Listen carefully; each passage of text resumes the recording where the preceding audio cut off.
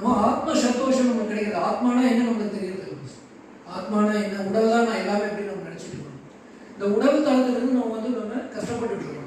ஆனால் கிருஷ்ணன் சொல்றாரு பகவத்கீதையில், நம்ம இந்த உடல் தளத்திலிருந்து விடுபட்டு ஆத்ம தளத்துக்கு வரணும். நம்ம யாரு ஆத்மா அப்படிங்கிறத நம்ம புரிஞ்சுக்கணும்னு சொல்றோம். பகவத்கீதையில் அதான் சொல்றாரு அர்ஜுனன்.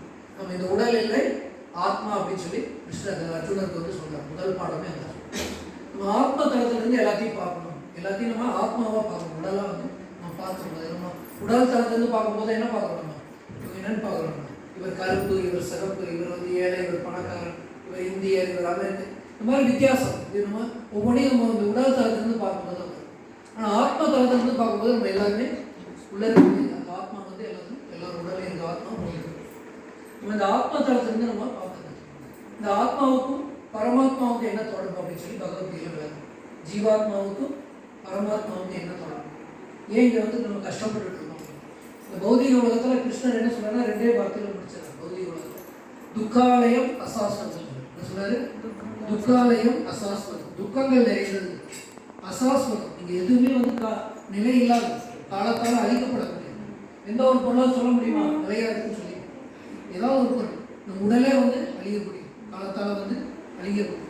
அதனால பார்த்தீங்கன்னா இந்த நித்தியமான உலகத்தை நம்ம போகக்கூடாது. பகவான் கூட நித்தியமாக நம்ம இருக்கக்கூடியது. அதை விட்டுட்டு நம்ம கஷ்டப்பட்டு எப்படி ஒரு குழந்தை அப்பா அம்மாவை விட்டுட்டு பிரிச்சு போச்சுன்னா சந்தோஷமா இருக்குமா? சந்தோஷமா இருக்குமா? இருக்காது. எங்க சுத்திட்டு அழுதுட்டு இருப்பாங்க. அதே மாதிரி நம்ம பகவான் கூட கோலோகத்தில் அங்கே இருந்தோம். நித்தியமா அவர் கூட சேவைப்பட்டு நித்தியமா இருக்கும். ஆனா இங்க என்ன பண்றா? பகவானை விட்டுட்டு நான் தனியா அனுபவிக்கணும்னு நினைக்கும் போது நமக்கு கஷ்டப்படும். அனுபவிக்கணும், அதுக்கான வசதிகள் நம்மளுக்கு கொடுக்குறாரு. எப்படி அப்பா குழந்தைக்கு ஃபெசிலிட்டி பண்ணி கொடுக்குறாரோ அதே மாதிரி கிருஷ்ணர் நம்மளுக்கும் வசதிகளை செஞ்சு கொடுக்குறது. நம்ம என்ன விருப்பப்படுறோமோ அதுக்கான வசதிகளை செஞ்சு கொடுக்கணும். அதுக்காக தான் பௌதிக உலகம் படைக்கணும். என்ன சொல்லப்பட்டிருக்குன்னா வேதங்களில் ஷ ஐக்ஷதா அப்படின்னு சொல்லுவாங்க. பகவான் ஜஸ்ட் என்ன பண்ணுறாரு? ஒரு கண் பார்வையின் மூலமாகவே பௌதிக உலகத்தை படைக்கிறார். இந்த பௌதிக உலகம் எதுக்காக படைக்கப்பட்டதுன்னா, இந்த கட்டுள்ள ஜீவாத்மா தான் விருப்பப்படுறாங்க. நான் அனுபவிக்கணும் அப்படின்னு விருப்பப்படுறதுனால சரி ஓகே ட்ரை பண்ணி பாருங்க, முடிஞ்சா முயற்சித்து பாருன்னு சொல்லி அதுக்கான வாய்ப்பு கொடுக்குறாரு. நம்மளும் முயற்சி பண்ணுறோம். வெவ்வேறு உடல்கள் எடுத்து முயற்சி பண்ணுறோம். மனித உடல் மட்டுமே கிடையாது. 84 லட்சம் வகையான உடல்கள் பகவத்கீதையில் விளக்கமாக சொல்லப்படும். 84 லட்சம் வகையான உடல்கள், வெவ்வேறு உடல்கள் எடுத்து முயற்சி பண்ணும். எதை? இன்பத்தை அனுபவிக்கணும்னு சொல்லி முயற்சி. ஆனால் இன்பம் கிடைக்குதா? கேள்விக்குறது. இன்பம் கிடையாது. உண்மையான இன்பம் எங்கே இருக்குன்னா வைகுண்டத்தில் இருக்கு, உலகத்தில். நம்ம அதை விட்டுட்டு இங்கே தப்பான இடத்துல நம்ம தேடிட்டு இருக்கோம். ஒரு பொருளை ஒரு பக்கம் தொலைச்சிட்டு இன்னொரு இடத்துல என்ன கிடைக்குமா? கிடைக்குமா? கிடைக்காது. அதே மாதிரி தான் நம்ம உண்மையான ஆனந்தம் வைகுண்டத்தில் இருக்கு, உலகத்தில் இருக்கு. அதை விட்டுட்டு நம்ம இங்கே என்ன பண்ணுறோம்? பௌதிக உலகத்தில் அதை தேடிட்டு இருக்கோம். வெவ்வேறு விஷயங்களை தேடிட்டு இருக்கோம். இதில் இன்பம் கிடைக்குமா, அதில் இன்பம் கிடைக்குமா, வெவ்வேறு உடலை எடுத்து நம்ம தேடிட்டு இருக்கோம். உண்மையான ஆனந்தம் கிடையாதுன்னு சொல்லுவோம்.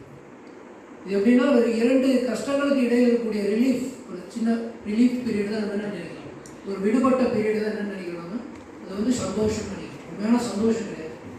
இதுக்கு ஒரு உதாரணம் என்ன சொல்கிறாங்கன்னா, சின்ன உதாரணம் வேதங்களில், அதாவது பெரிய பழைய கதைகள் என்ன சொல்லப்படுறதுன்னா, ஒரு அந்த காலத்தில் என்ன பண்ணுவாங்கன்னா, ஒரு கைதிகள் எல்லாம் என்ன பண்ணுவாங்கன்னா, ஒரு தண்டனை கொடுக்கறதுக்காக தண்ணியில் வச்சு மூழ்கடிப்பாங்க. மூழ்கடிச்சிட்டு என்ன பண்ணுவாங்க, அவன் இறக்குற சமயத்தில் என்ன பண்ணுவாங்க, லேசாக மூச்சு விடுற மாதிரி லேசாக தூக்குவாங்க.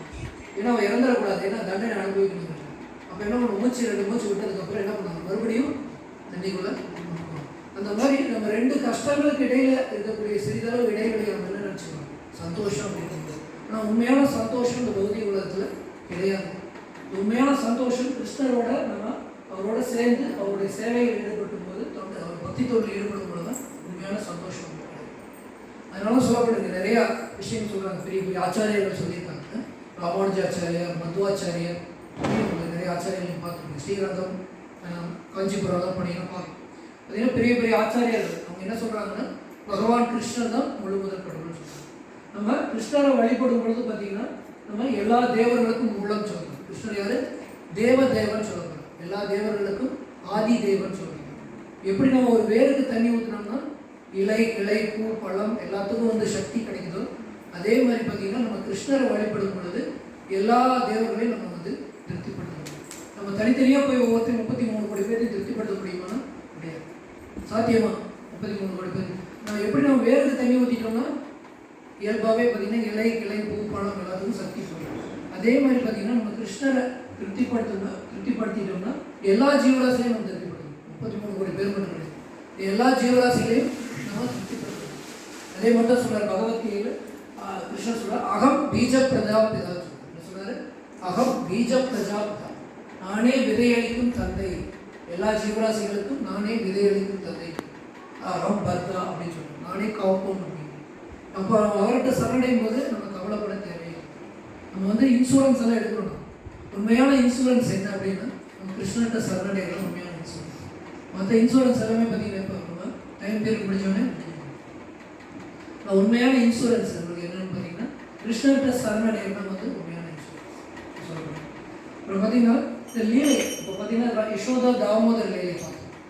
இந்த லீலை பார்த்தீங்கன்னா ரொம்ப ரொம்ப முக்கியமான லீலை. கிருஷ்ணா புத்தகம் அப்படின்னு சொல்லியிருக்கு நம்மளுக்கு. அந்த கிருஷ்ணா புத்தகத்தில் இந்த லீலை தெளிவாக விளக்கப்பட்டிருக்கு. நம்ம சுருக்கமாக சொல்கிறது பார்த்தீங்கன்னா